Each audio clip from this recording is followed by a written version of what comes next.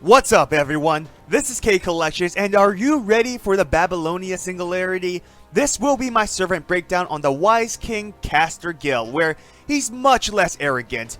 I'll go over his skills, recommendations, and strategies, as well as whether or not he's worth summoning for.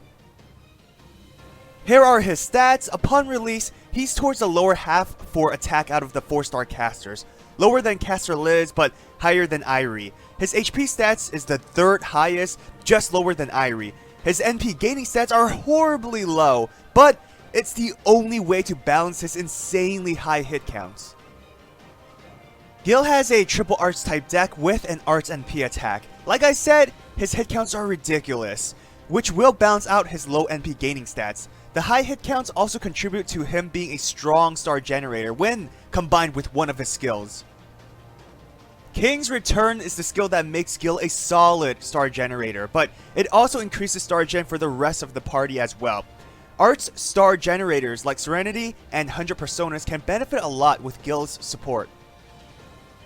This is meant to be used with his NP attack, but he can still generate a good amount of stars with regular attack chains. A quick Art Stars Brave chain will give you around 20 stars.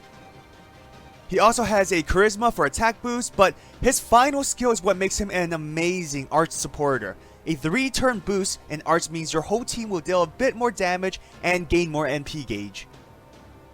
Max out his 3rd skill first, then King's Return, and save charisma for last. But if you want Gil to prioritize his star gen, then max out his 1st, 3rd, then 2nd skill in that order.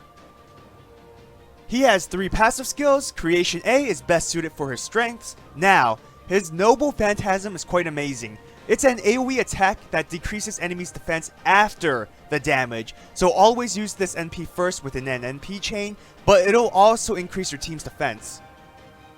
What makes his Noble Phantasm attack so good are his active skills. You can activate all 3 effects before using his NP, which shows great synergy. If you perform a NP Brave chain, Gil can generate about 30 stars, and with a NP Arts Brave chain, he will charge about half his NP gauge.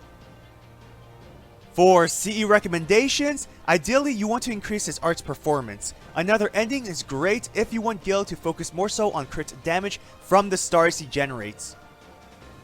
Gil's NP damage is decent, however, with a combination of the attack being arts, his low damage modifier, and relatively low attack stats, his overall damage will be affected.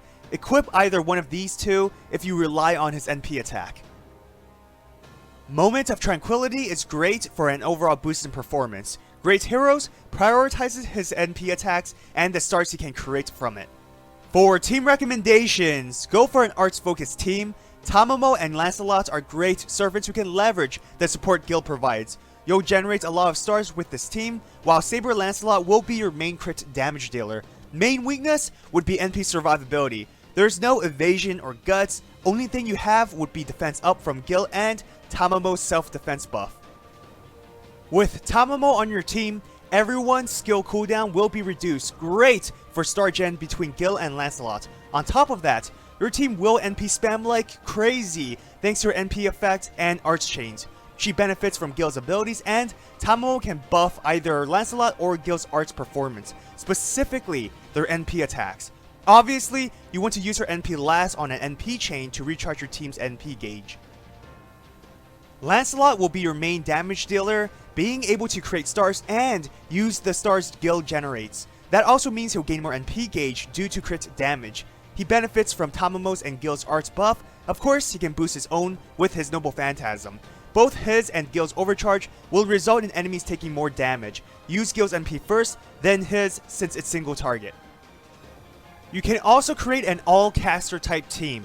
Nursery Rhyme and Anderson are servants that can leverage Gil's star gen. This team is meant to fight against assassin waves and bosses. Again, the main weakness would be NP survivability.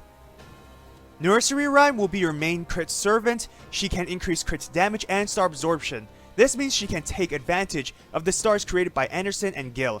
Being arts focused, Nursery Rhyme will benefit from Gil's arts buff as well as the attack buffs provided by him and Anderson. She can be a tank for a few turns due to her own defense buff, which can be combined with Anderson's and Gil's NP effect that also increases the team's defense. Anderson can boost crit damage for Nursery Rhyme and potentially increase Guild Star Gen. The attack and defense buff can be combined with Gilgamesh's own attack and defense buff. Anderson can also heal the team, constantly keeping them in good health. Lastly, during the turns where Gil cannot provide stars, Anderson's skill can generate some stars for a few turns. So, my final thoughts on Caster Gil: he's a very versatile servant with amazing deck and skill synergy. He can generate significant amount of stars for your team, boost attack, star gen, and arts performance.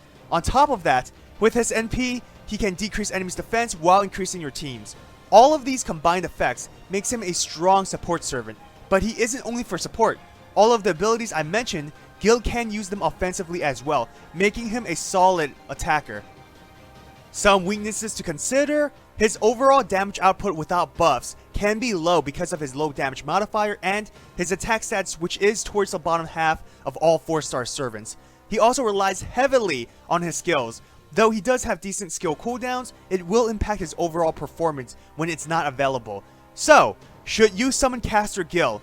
Absolutely. He's a fantastic caster servant who can be used in many situations. I'd recommend him to all players, even if you have AoE casters.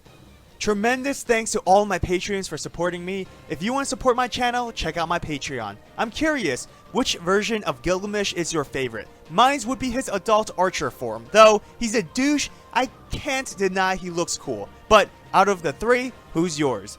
I hope you enjoyed this video. If you did, hit that thumbs up and subscribe to my channel for more FGO content. Follow me on Twitter, Instagram, and join my Discord server. All links are in the description. Have an awesome day. Till next time.